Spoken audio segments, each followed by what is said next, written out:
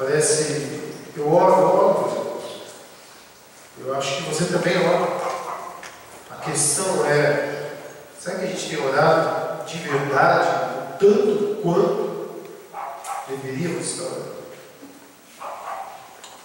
A sua vida responde isso.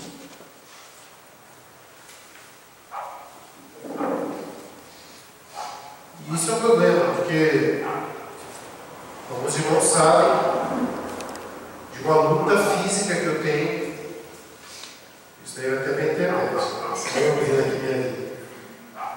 Desde 98, 99, comecei a ter um problema decorrente, diz todos os médicos que eu já passei de estresse, que é funiculite. Inflama, folículo do cabelo, dói. Mas posso dizer uma coisa para você? A gente se acostuma.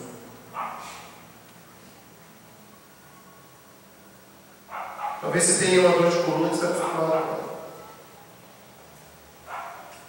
Talvez você tenha alguma enfermidade que te incomoda, mas você já acostumou com isso. Vamos aprofundar? Talvez você viva um pecado que você já acostumou, talvez você viva uma situação que você já acostumou. Já desistiu do seu marido, da sua esposa, ou de um sonho, ou do seu filho, ou dos seus pais, está infeliz, ou já desistiu.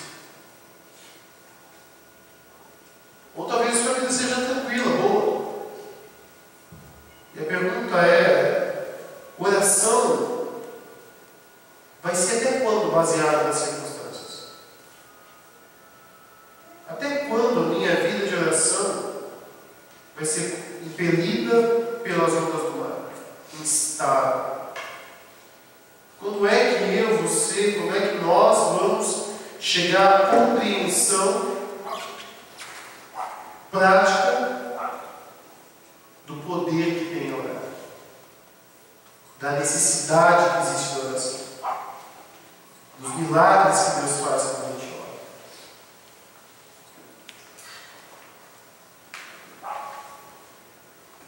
No seminário, nós tínhamos uma expressão quando uma pessoa era muito radical, a gente falava que ela era xiita. Pensando como é que nós vamos ser em relação à oração xiitas. Prendemos muçulmanos, onde eles estiverem. Deu hora de orar, o que eles fazem? Eles oram. Esticam o tapete deles, se voltam para a Meca, ajoelham. Isso pode ser numa estação de trem, dentro de uma empresa, onde for. Um compromisso pessoal deles com a fé que eles têm. E aí fica a pergunta: o meu compromisso em orar é baseado na fé que eu tenho ou no meu egoísmo? Suas orações são de acordo com as circunstâncias? Quando está pior, você ora mais. Quando está melhor, você ora menos. Isso é humano. Isso é humano. Mas está na hora da gente pedir a Deus que Deus dê um start. E eu espero que seja essa noite na nossa vida. Hoje uma moça escreveu no Face o seguinte: Deus me afasta de tudo aquilo que me afasta de Ti. Eu quase escrevi assim para ela: se afasta você, a responsabilidade é sua. Não é verdade? É bonito até de falar, né? Ó Senhor, me afasta de tudo que me afasta de Ti. Para quem eu estou jogando a responsabilidade? Se eu pecar, por quê? Porque Ele não me afastou de tudo que me afasta dele. Tadinho de mim. Se afasta você. Você é grande, criado, não rasga dinheiro, não se perde pela rua, sabe que é certo e errado, tem a palavra de Deus, tem liberdade para orar, se afasta você. força onde? Na oração. A gente precisa orar. Eu queria, antes da gente ler o texto que a gente vai se meter nessa noite, eu queria que, com essa visão, e se você sente que a sua vida de oração ela é maior ou menor, dependendo das circunstâncias, e se você está disposto a ouvir essa mensagem para que isso pare de acontecer na sua vida, eu queria convidar você a baixar a cabeça e orar a Deus agora, e pedir para que as palavras que Deus trouxe essa noite toquem o seu coração, e faça com que você acredite, lute naquilo que Deus tem para você, para que você viva isso. Vamos orar ao Senhor. Fala com Deus.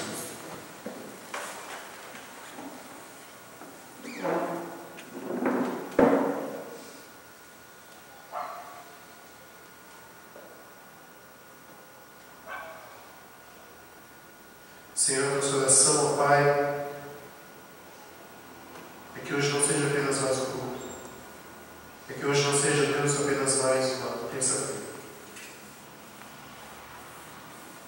Nós queremos, ó Deus, é que o Senhor fale conosco, que essa noite possa mudar as nossas vidas, possa ser lembrada no futuro como uma noite em que nós tomamos uma decisão, uma noite, ó Deus, em que nós entendemos de uma forma diferente, ó Pai, coisas que já dizíamos entender. Que essa noite seja uma noite, ó Deus, que o Teu agir aconteça nesse lugar. Para que, ó Deus, sejamos um povo de milagres. Um povo que vive os milagres. Que assim seja, usa a minha vida, Deus. Usa a vida de cada um aqui e molda-nos para a Tua glória em nome de Jesus. Amém, Senhor. Abra sua Bíblia lá em Atos, capítulo 12.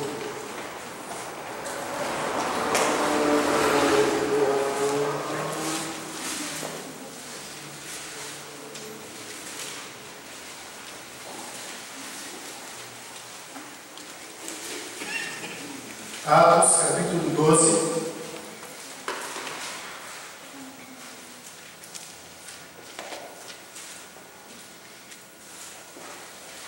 Veremos do versículo 1 até o versículo 19. Convido a igreja a se colocar em pé. Passamos assim.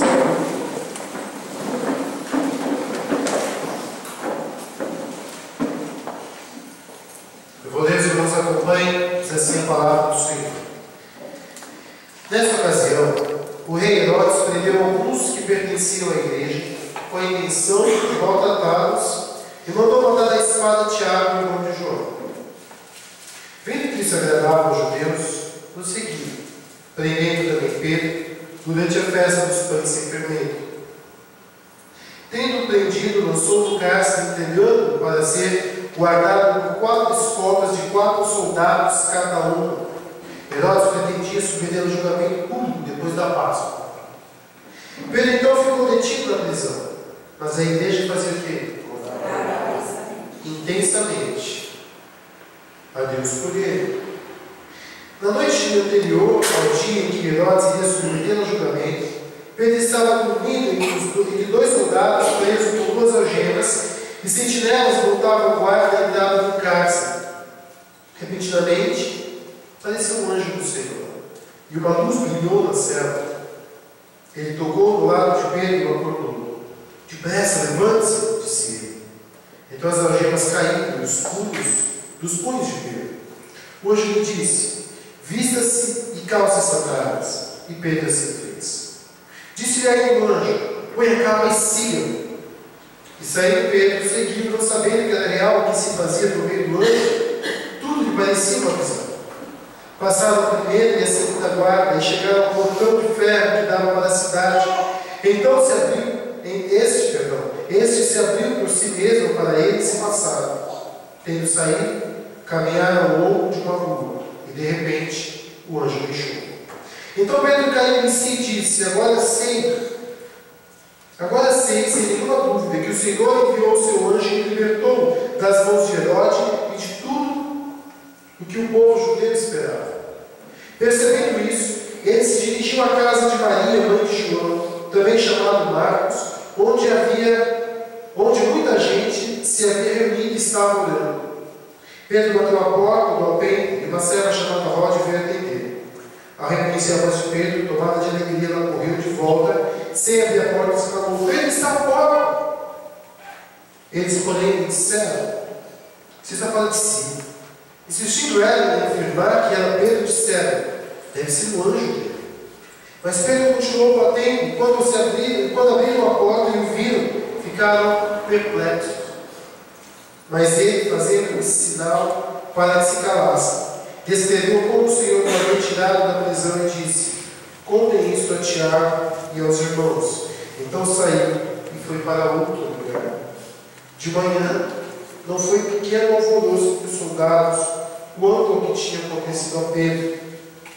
Fazendo uma busca completa e não encontrando, Herodes fez uma investigação entre os guardas e ordenou que fossem executados. Vamos poder citar-se?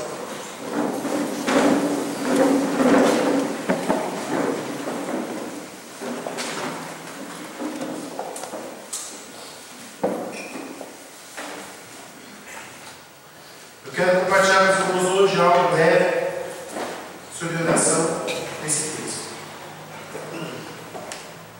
Fazia mais ou menos uns 10 anos que Jesus já havia morrido, quando esse texto, a história que está acontecendo.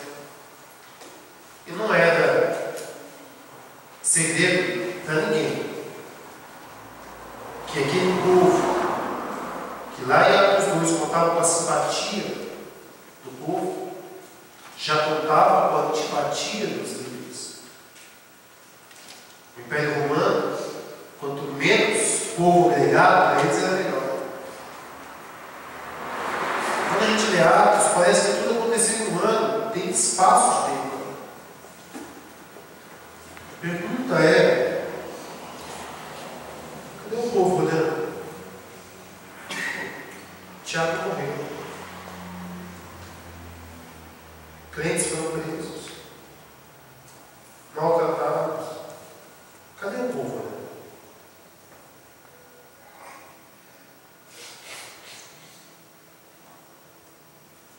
Quando a gente acorda, o que a gente pensa? Eu acho que a gente precisa cuidar muito dos primeiros pensamentos do dia. Pensa nisso, tá bom, meu irmão? Zela pelos primeiros pensamentos do seu dia. Se recuse a acordar e pensar em outra coisa que não seja o espiritual. Que você é espiritual. Que tem anjos que acampam ao nosso redor. Que existem demônios acampando ao redor. Que nós vivemos no meio de uma geração dominada pela natureza pecaminosa, que é espiritual, e o inferno, demônios, principados e potestades. Precisamos entender que Deus é por nós enquanto dormimos, mas que temos responsabilidade antes de dormir e assim que acordamos. Por quê, igreja? Porque assim como não era novidade para eles, que eles estavam no meio de uma situação tensa, não é para mim, não é para você. Somos pegos de surpresa, porque é conveniente a nós, ou por questão de correria, se esquecer de coisas que a gente não pode se esquecer. Lutas que a gente vai viver todo dia. Você tem as suas. E pode ficar pior. Pegaram os crentes para maltratar, tadinho deles. Mataram Tiago, meu Deus. Prenderam Pedro, misericórdia. Precisamos fazer alguma coisa.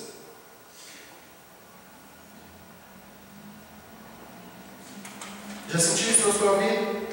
O diabo tocando coisas, te levando a situações, sua vida não indo legal aqui e ali. Ai, tadinho de mim. Aí alguma coisa pior acontece, ai meu Deus. E aí vem aquele baque, aí a gente acorda. E aqui no texto nós temos uma expressão que eu me perguntei quando eu estava lendo. É natural natural. Ou está errado isso? Que é o versículo de número 5. Pedro então foi detido na prisão, mas a igreja orava intensamente a Deus. Por que a igreja? E Tiago, igreja? E os outros?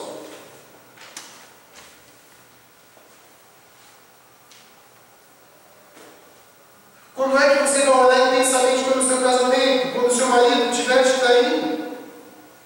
Quando a sua esposa estiver te abandonando? Quando seus filhos estiverem se perdendo? Quando é que a gente vai orar intensamente? Quando o pecado já tiver nos cegado, ou melhor, já tivermos destruído grande parte, quando é que a gente vai orar intensamente? Quando o sangue estiver escorrendo na nossa vida espiritual? Quando a casa estiver caindo? Quando é que a gente vai orar intensamente? E quais são algumas características? Eu queria falar para os irmãos, é isso, a gente não precisa esperar a casa cair. A gente pode orar antes. O problema é, qual é o tipo da oração certa? Quando é que a oração não tem que ser intensa? Mas o texto nos dá algumas características de oração intensa. Uma delas é que orações são feitas por causas. Tocou neles. Alguns cristãos foram maltratados, estava lá, né? O imperador Herodes estava lá fazendo.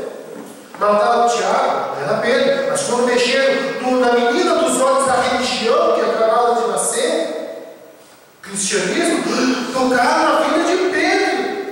Aí mexeu com eles. Aí a igreja cobra orar, aí a igreja se mobiliza, aí tem uma oração intensa.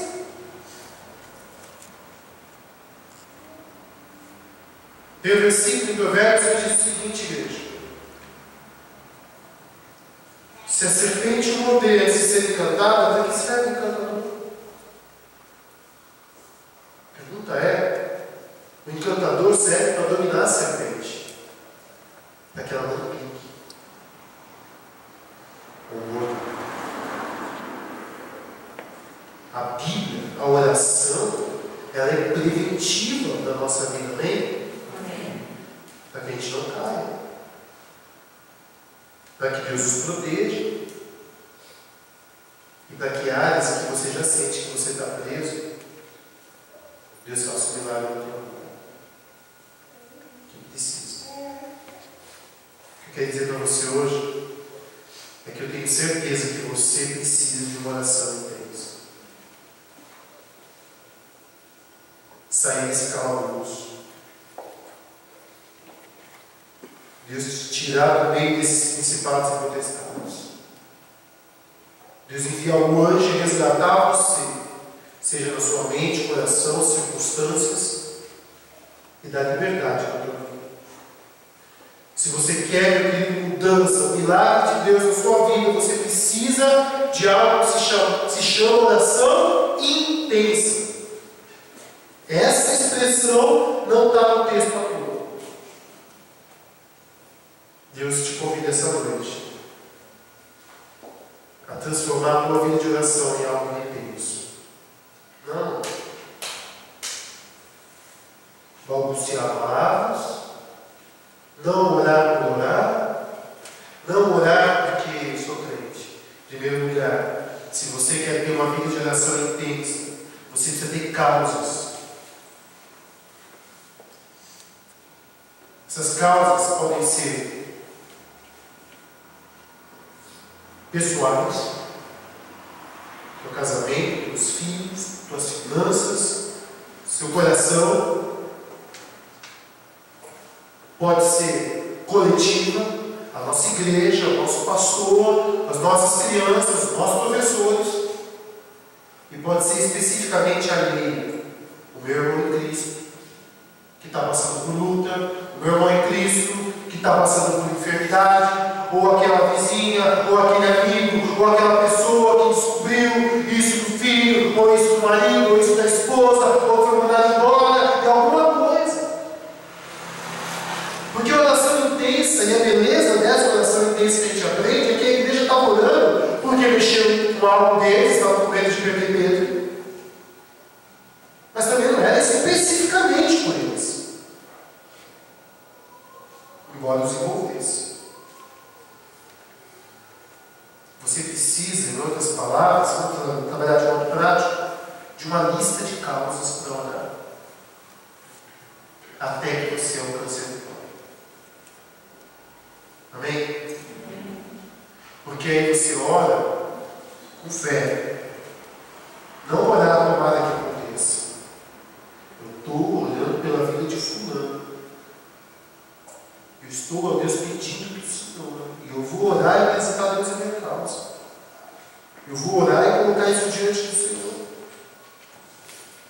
A oração intensa, em segundo lugar, é constante. Não diz que dia que Pedro foi preso.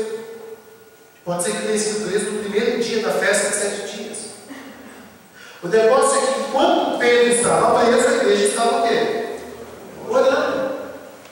Quantos anos passamos orando por alguém que ainda não está liberto das garras do inferno? Quanto tempo?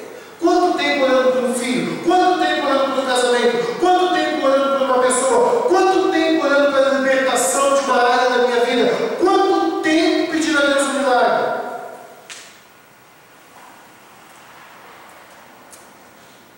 Eu entendo, pelo texto, o tempo que for necessário. Até o fim. Como nos mostra Davi, quando o seu filho morreu, até não ter mais jeito. Enquanto o filho dele estava vivo, Davi orou intensamente por uma causa. Mas se você lembra da história de Davi, aquele filho, a morte daquele filho, foi porque ele não teve uma vida intensa antes do pecado. Agora ele orava intensamente, porque não havia orado intensamente antes. Tinha relaxado. Olha ele orando intensamente agora. Mas ele orou. E quando ele percebeu que o menino tinha morrido, ele parou. Aquela causa já entreguei nas mãos de Deus, porque ele deu o resultado final. Alguém? Os médicos se enganaram. Ele continua orando. Aquele casal lá, já foi, acabou o casamento. Enquanto Deus não colocar o fim, eu continuo orando. Tal pessoa se perdeu, está morando debaixo da ponte, está ficando, sei lá, usuário, sei lá o quê. Já virou gente da pior espécie. Eu acredito no poder de Deus e eu vou continuar orando de que maneira? Intensamente. E a oração intensa, ela é constante. O povo se reunia, ele está entendendo o texto que eles estavam orando sem parar, ininterruptamente. Orando, orando, orando, orando. Abacuque tinha uma causa, e ele ora e apresenta a causa a Deus e fala assim: eu vou ficar aqui esperando a resposta. Eu vou me dedicar a isso. Daniel passou 21 dias orando por algo específico. Não podemos, eu e você, acharmos que nós somos melhores do que eles e que nós vamos fazer uma oraçãozinha meia boca e, desculpa a expressão, e se Deus quiser, Ele vai fazer tudo acabou. Não. A gente precisa entender que Deus quer ver de nós a nossa parcela na luta e na batalha. Daniel ficou olhando até hoje chegar para ele. E eu vou falar uma coisa, meu. Deus só está esperando ver a sua perseverança de fé. Você precisa orar intensamente. Nós precisamos orar intensamente.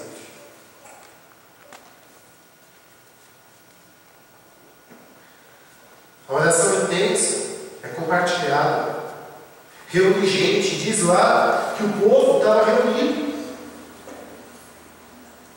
Versículo 6. Perdão. Perdi o versículo aqui.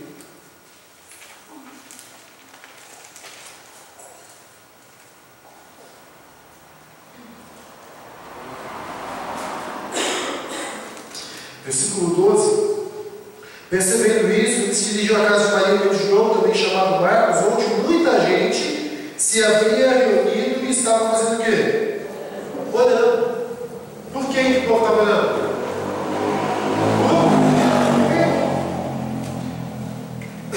Perdão, Olha, gente, eu vou abrir o coração para vocês, tá? Deixa eu falar uma coisa.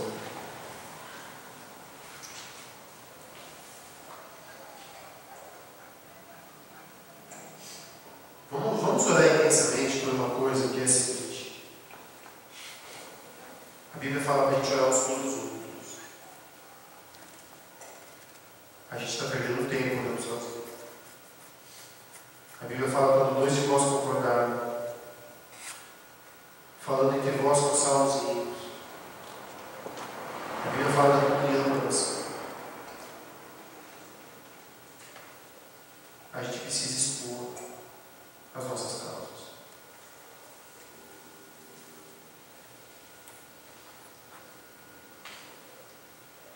Chegar aqui na frente, ou com o meu grupo célula, quando estivermos trabalhando assim, e levantar uma minutos de oração. Eu quero que vocês orem comigo. Gente, sexta-feira à noite eu vou estar lá em casa orando e queria convidar os irmãos a orarem junto comigo. Vou estar clamando pela vida de fulano, de ciclano. Então nós vamos orar pelos casamentos. Nós vamos orar pelos filhos. Sabe? Pessoas que não têm vergonha de chegar e compartilhar. Olha, eu passo luta. Homens se reunindo para falar da área moral de suas vidas, para abrir o coração, para compartilhar e falar: olha, eu preciso de ajuda nessa área. Ah, pastor, mas eu tenho medo que o Zé das Cores espalhe. Espalhe o quê? Qual é o homem aqui dentro que luta com a área moral da sua vida? Tem nenhum. Todo mundo aqui luta.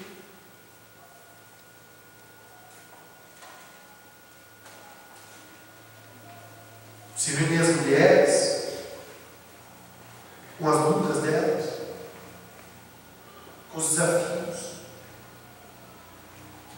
e compartilhar, e a gente ter essa coisa de se reunir e falar: olha, nós queremos, estamos falando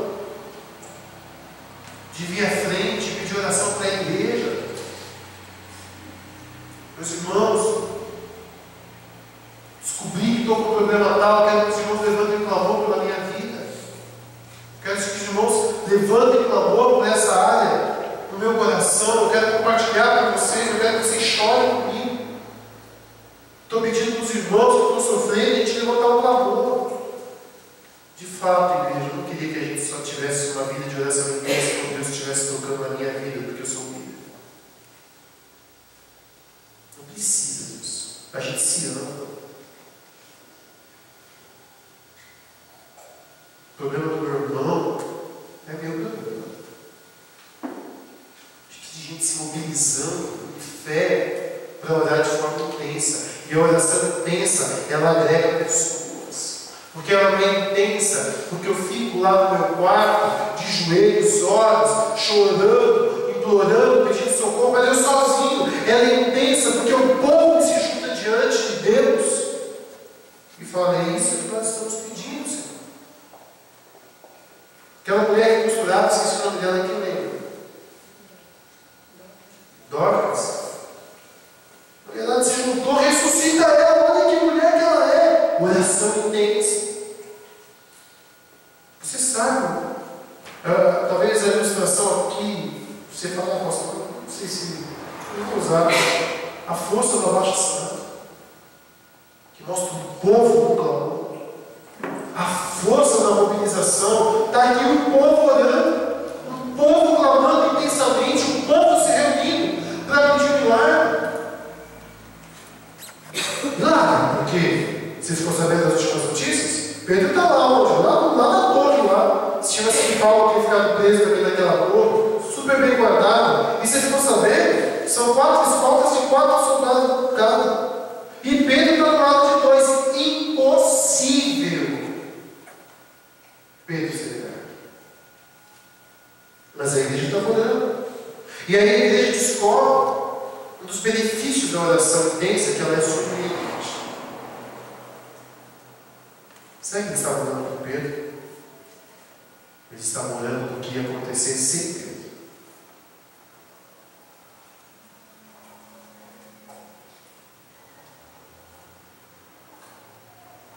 Quando você olha por alguma causa que parece impossível, você olha pelo milagre ou você olha para Deus da força dos que vão sofrer?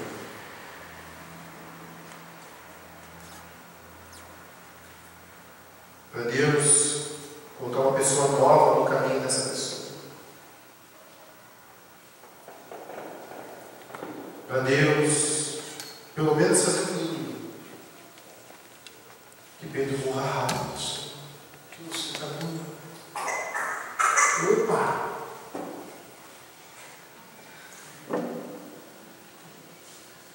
É isso que a gente quer, Jesus. Pelo menos isso, Senhor. Eu falei para uma pessoa essa semana. Ela está passando luta na vida dela. Eu falei assim: ó, gente, eu estou abrindo o coração para os irmãos, então você tem total liberdade, eu acho que sempre teve, sempre vai ter, de pensar diferente. Essa pessoa está passando luta, eu falei assim para ela: quanto você quer? Quanto você pretende ganhar? Como assim, pastor? Você quer emprego? Não quer? Quanto você precisa receber para viver bem hoje? Não, pastor. Para. O que foi? Eu não vou dizer assim a Deus. Não, tá bom, Espírito. O que você quer? Deus sabe o que eu preciso. Eu perguntei que Jesus falou bem de pedir. E que Ele é o seu Pai. Mas tá bom, respeito isso. Tá bom? E se você pensa com essa pessoa, eu respeito você. Só que eu sei quem Deus é, conhece meu coração. Mas Ele quer que eu peça. E se eu pedir errado, Ele não vai me dar mesmo. Tem que aprender a pedir.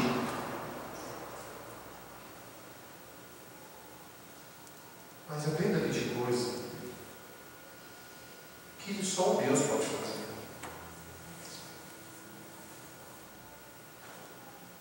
Estou estimulando ninguém a preguiça. Se Deus não for por nós, a gente não vai conseguir as coisas.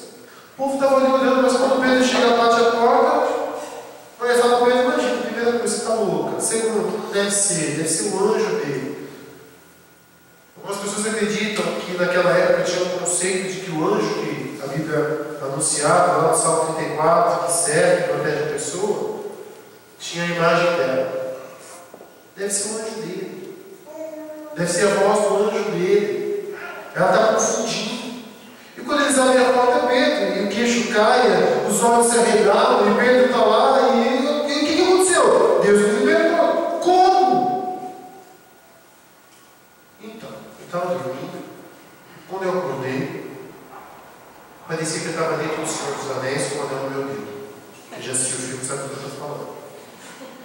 Quando o Frodo colocava o anel no dedo, né? Eu não consigo não ver outra coisa no texto. Porque diz que quando ele via as coisas, tudo parecia uma visão, tanto que ele não acreditou. Só assim, quando Pedro olhou, estavam os dois guardas parados, como se ele não estivesse se mexendo. As algemas caem e os guardas também. O portão se abre, ele passa, e todo mundo congelado, e ele andando por entre os caminhadas. E o anjo andando com ele. Chega diante da porta, que devia ser uma baita porta de ferro, sozinho. Eu gosto de sonoplastia, né? Sozinho. E depois que o anjo vai embora, não é sonho. Eu estou aqui. Deus me libertou.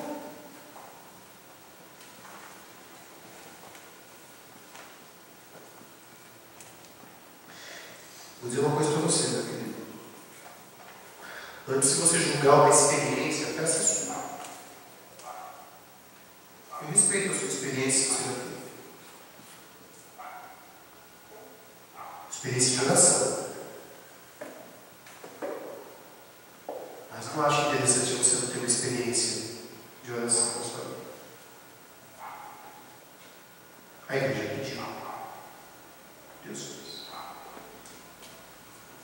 A Bíblia diz que Deus faz infinitamente mais do que tudo que pedimos ou pensamos. E não foi o que Deus fez? Foi lá e colocou o anjo. E a igreja louvou o Senhor. Os soldados, tadinhos, morreram. Não se mexe com servos de Deus. Foram mortos. Eu queria que você voltasse ao começo dessa mensagem. Eu queria que você trouxesse à mente causas na sua vida que parecem impossíveis. Eu queria que você trouxesse à mente causas de pessoas da nossa igreja que você já não ora mais porque você ou não se importa, ou você não acredita que Deus possa mudar. E eu quero que você lembre de pessoas que estão sofrendo. Pode ser um vizinho, um amigo, um parente, que precisa de Cristo além de tudo isso. E a gente pode, sabe, fazer o quê? Começar a orar intensamente. Pedir ao Senhor que as nossas orações sejam intensas. Eu já falei uma vez e vou repetir para os irmãos. Quer aprender a orar intensamente? Faz o seguinte.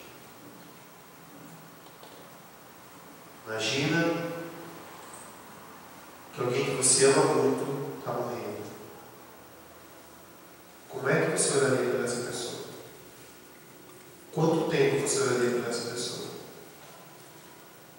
Quantas pessoas você gostaria que estivessem orando por essa pessoa? Isso é oração intensa. É desse jeito. E vai ser lindo quando nós estivermos orando assim. Porque quando nós estivermos orando assim, vai ser milagre atrás de milagre. Glórias a Deus dadas por muitas pessoas. Porque eu quero encerrar dizendo uma coisa para você. Muito pode a oração de um justo. Esse é o